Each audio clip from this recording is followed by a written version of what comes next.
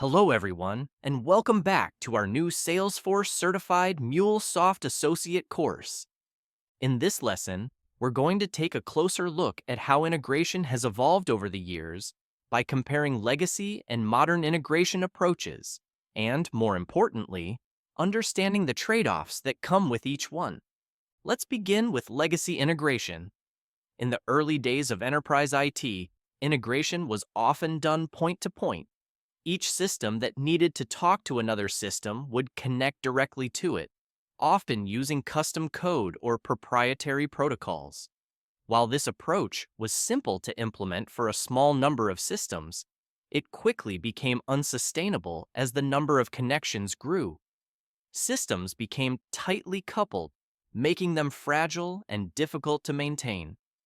Any change in one system could easily break another, and scaling the integration across new platforms or services was slow, costly, and risky. Legacy integration approaches also relied heavily on batch processing, where data would be transferred in large chunks at scheduled intervals.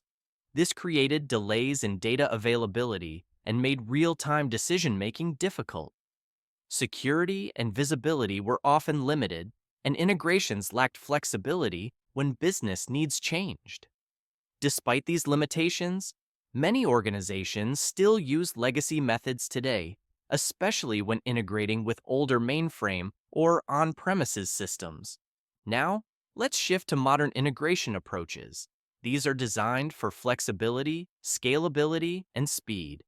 Instead of point-to-point connections, modern integration uses APIs, service-oriented architecture, or microservices to connect systems in a more modular and reusable way. API-led connectivity, for example, allows teams to expose and consume capabilities across systems without creating tight dependencies. This not only simplifies maintenance, but also accelerates innovation by allowing teams to work independently and reuse integrations. Modern approaches also support real-time data flows through event-driven architectures and messaging platforms.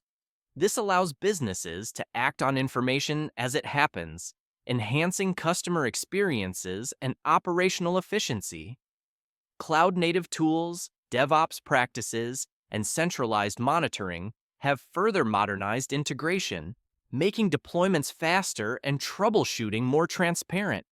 However, modern integration isn't without its trade-offs. It requires upskilling teams, investing in new tools and platforms, and often rethinking organizational structures to support agile delivery. For organizations transitioning from legacy systems, the shift can be complex and time-consuming, but the long-term benefits are substantial. In conclusion, while legacy integration approaches offer familiarity and may still serve certain systems well, they come with significant limitations in flexibility, scalability, and maintainability. Modern integration approaches, powered by APIs, microservices, and cloud-native tooling, offer greater agility and long-term efficiency, but require upfront investment and cultural change. Understanding these trade-offs is essential for choosing the right approach based on your current environment and future goals. Thank you for joining us today, and see you soon.